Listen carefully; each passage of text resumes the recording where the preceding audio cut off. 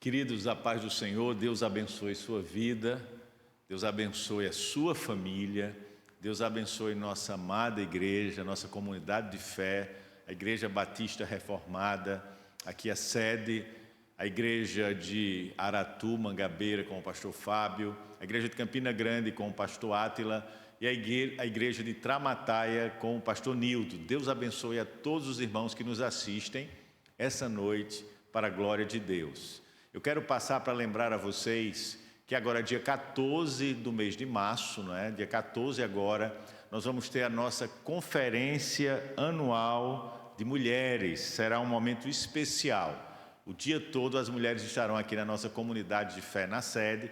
Então se programe, incentive sua mulher para estar conosco dia 14/3. A gente vai estar informando posteriormente toda a programação e os horários, mas já agenda aí, tá? Já fica preparado para ter esse momento de crescimento, de adoração e de louvor ao nosso Deus. Eu quero trazer uma palavra para o vosso coração, como sempre o faço na terça-feira, para abençoar a sua vida e abençoar a sua família. O texto de hoje é Deuteronômio, capítulo 6, versículo 5, que diz: Amarás, pois, o Senhor teu Deus de todo o teu coração, de toda a tua alma e de todo o teu entendimento. Em outras versões, de toda a tua força. Tem um texto, irmãos, uma frase de John Bowen, que escreveu o livro O Peregrino, que é um pregador puritano do século XVI, que ele diz o seguinte: se quiseres ser o cabeça piedoso de uma família, deve certificar-se de que há harmonia cristã entre aqueles que estão sobre a sua liderança, o que convém a uma casa cujo líder teme a Deus. Se você teme a Deus, você precisa criar esses relacionamentos com constância para a sua vida. O que eu quero dizer a você? Você precisa aprender a amar. A cada dia nós precisamos aprender a amar. A exortação de Moisés nesse texto de Deuteronômio capítulo 6, versículo 5, ele engloba mais do que apenas um relacionamento vertical com Deus, mas um relacionamento em todas as suas arestas que se transmite ao próximo. Envolve o nosso relacionamento com Deus, mas também o relacionamento com os outros. É interessante a gente pensar sobre isso, porque uma verdade que é evidente nesse texto de Deuteronômio capítulo 6, versículo 5, é que Deus espera de cada um de nós que somos seus seguidores, que os nossos relacionamentos também transmitam esse amor. Mas é um tipo de amor que nós devemos pensar que amor é amor. Nós não temos como definir de outra forma o amor. Quando a gente fala sobre isso, eu não estou trazendo aqui o contexto de uma vida diferente desse sentido de amar. Amor é amor. Claro que existe uma variedade para essa palavra no grego, no Novo e no Antigo Testamento. Mas elas, em geral, distinguem, vamos dizer assim, os aspectos relacionais ou direcionais do nosso amor, não a sua essência. A essência do amor é Deus. E Deus quer que nós possamos transformar esse amor para que possamos atingir as pessoas que amamos. Quando nós lemos no texto, queridos, eu queria trazer outro texto para você, que é 1 João 4,20, que diz que se você ama a Deus e odeia ao seu irmão, você é mentiroso. Pois aquele que não ama seu irmão, a quem vê, não pode amar a Deus que não vê. Quando a gente pensa sobre isso, irmãos, eu quero fazer uma pergunta bem direta a você homem, a você mulher, a você que me assiste família. Nossas casas estão cheias do aroma do amor?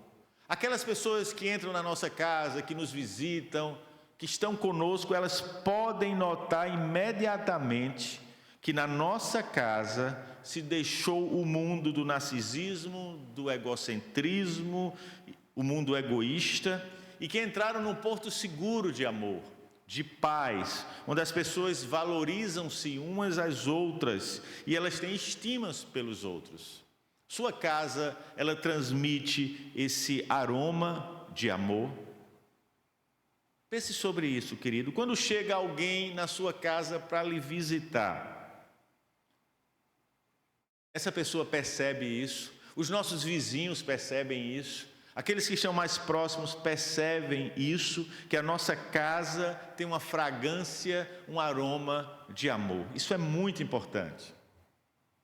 As pessoas, irmãos, elas anseiam por estar próximas de outras pessoas. Há uma necessidade de relacionamentos. Apesar de vivermos através de mídias sociais e redes sociais, que simulam amizades, relacionamentos, mas não são verdadeiros, nós sabemos que as famílias, as pessoas precisam disso. E quando eu digo isso para você, porque muitas famílias estão dentro de suas casas, mas separados, estão debaixo do mesmo teto, mas muitas vezes cada um no seu quarto, usando o seu smartphone ou tablet, ou conectado à internet de alguma forma, mas os relacionamentos estão à beira de um fracasso. Por quê? Porque eles não conseguem relacionar-se. E quando nós pensamos sobre isso, é muito comum observarmos no meio cristão pessoas que costumam confessar a sua fé, costumam professar que amam, mas de fato não amam com profundidade, não amam com intensidade, não amam verdadeiramente. E aí nós podemos muitas vezes ver, dentro de famílias que se dizem cristãs, me perdoa a expressão, o fedor do mundo. Aquilo que não agrada a Deus. Mas a boa notícia que eu tenho para você essa noite, você que nos assiste através do programa Palavra à Mesa, toda terça-feira, às 19 horas, com o meu querido Otávio, que ali me assessora, é que nós podemos mudar essa situação, essa notícia, que não precisa ficar desse jeito, que as nossas casas podem exalar esse aroma de amor, podemos aprender e amar como Deus quer que nós façamos. O primeiro passo é nós nos livrarmos de ideologias ineficazes que não resolvem e que nos rebaixaram muitas vezes para a situação atual que nós estamos. E eu pergunto a você, querido, nós às vezes dizemos assim, será que nós amamos de todo o nosso coração? Essas palavras muitas vezes são familiares, para nós que somos família. Por quê? Porque normalmente os pais, não é? As mães, elas dizem isso aos seus filhos, eu amo você de todo o meu coração. Marido diz à esposa, a esposa também às vezes diz ao marido. Muitas vezes, amantes secretos sussurram essas palavras. Mas a minha pergunta de fato é, hoje, infelizmente, essa palavra de eu amo de todo o coração tem perdido o seu brilho. E muitas vezes dá lugar a nunca mais quero ver você. Eu amo de todo o coração, mas depois de situações que acontecem, essa palavra é trocada, essa frase é trocada para nunca mais quero ver você. Quantos já tiveram diante do altar para receber uma palavra, dentro do casamento e prometeram amar até que a morte os separe? Ficaram nervosos em repetir seus votos matrimoniais de amor de um pelo outro, a esposa pelo marido, o marido pela esposa. Mas quando nós observamos, nós percebemos que aquele olhar ansioso, em alguns casais, aquele olhar apaixonado, aquele voto com uma frase simples, se torna apenas eu não amo mais. E o que acontece quando nós escutamos até que a morte nos separe? Depois de até que a morte nos separe, muitas vezes nós escutamos, eu quero a minha parte. Quando nós pensamos isso, irmãos, nós devemos entender esse amor de Deus, esse amor poderoso. E nós caímos em alguns mitos sobre amor, falando que amor é um sentimento. Amor não é sentimento. Os sentimentos se alternam, variam-se. Isso não é o amor. O amor também não é uma força aleatória. O amor também não é uma força, vamos dizer assim, incontrolável. O amor também não é uma força sensual, não, de forma nenhuma. Isso não traduz o que é o amor. Aliás, eu vou dizer a você agora, o amor é um ato de vontade. Eu, Luciano, escolhi amar Gisele, a minha esposa. Nós temos 36 anos de casado e 6 de namoro, até que a morte nos separe. Então, amor é uma escolha. Eu escolhi amá-la e fiz uma aliança com ela. Isso pode até não parecer ou soar como não romântico, mas de fato não é isso. Eu a amo e decidi essa escolha pela palavra. Quando Moisés diz em Deuteronômio: amarás o Senhor teu Deus de todo o teu coração, e muitas vezes usamos essa palavra sem nós pensarmos, o que significa amar alguém de todo o coração? Pare para pensar sobre isso. O que significa isso? Amar de todo o coração. Quando a gente fala isso, é uma figura, não é? Que é ilustrativa, é uma referência figurada sobre o coração. Mas essa palavra aponta para uma vontade, para aquilo que nós desejamos. Portanto, o amor bíblico, ele é um ato de vontade, é uma escolha, é uma decisão. Se você pensava que amor é sentimento, que o amor é algo que lhe impulsiona sem controle, de forma nenhuma. O amor bíblico, que Deus nos fala para amar o nosso próximo, seja nossos filhos, a nossa esposa, é um amor que é um ato de vontade, é uma escolha de amar. E quando a gente fala de uma escolha de amar, talvez você me pergunte ou questione: pastor, e os nossos sentimentos e os aspectos emocionais? Porque o amor também não é vazio de emoções. Ele só não é emoção. Ele só não é uma emoção. Mas ele não é vazio de emoções. O amor, ele tem emoções. A gente pensa sobre isso. Quando eu estou dizendo isso, e ela deve estar me escutando, ou ainda vai me escutar, quando meu coração acelera, é porque muitas vezes eu olho para minha esposa e vejo como eu a amo. Eu não tenho dificuldade de, às vezes, quando estou longe, ligar e declarar meu amor para ela.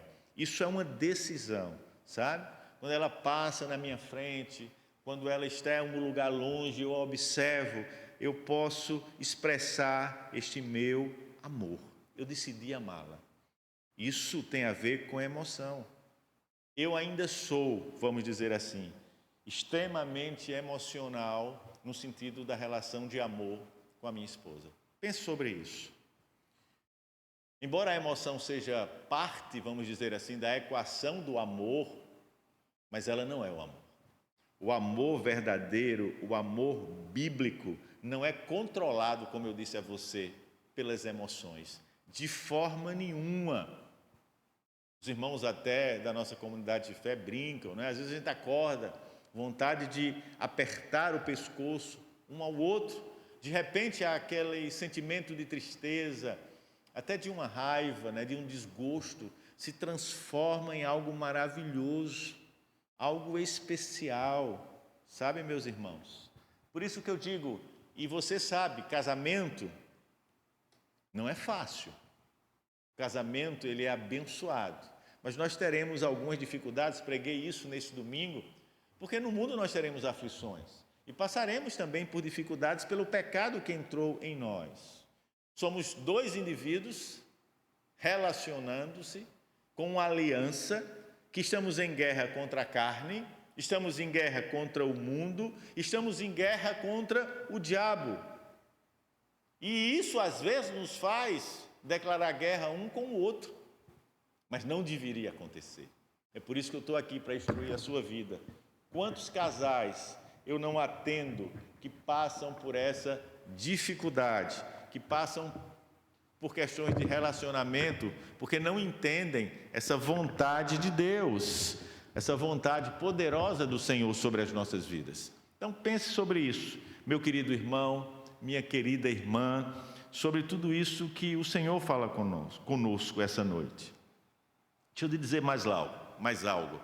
O amor, por ser uma decisão, uma escolha, esse amor nos leva a uma ação em favor do objeto do nosso amor, da pessoa do nosso amor. Quando a gente pensa sobre isso, quando Moisés diz assim, olha, devemos amar ao Senhor de todo o nosso coração, de toda a nossa vida, de toda a nossa alma, de todo o nosso entendimento. Ele está dizendo exatamente o seguinte, irmãos, de toda a nossa força. Esse último termo, meode, traduzido literalmente, significa magnitude ou vigor. A palavra implica no esforço e numa ação. E eu pergunto a você, o que você tem feito em ação a favor daquele que você ama, daquela que você ama? O que você tem feito? Quais são as suas atitudes em relação a isso? Falamos do amor. E esse amor que envolve a vida do homem e a vida da mulher. E também envolve a família e também envolve os filhos.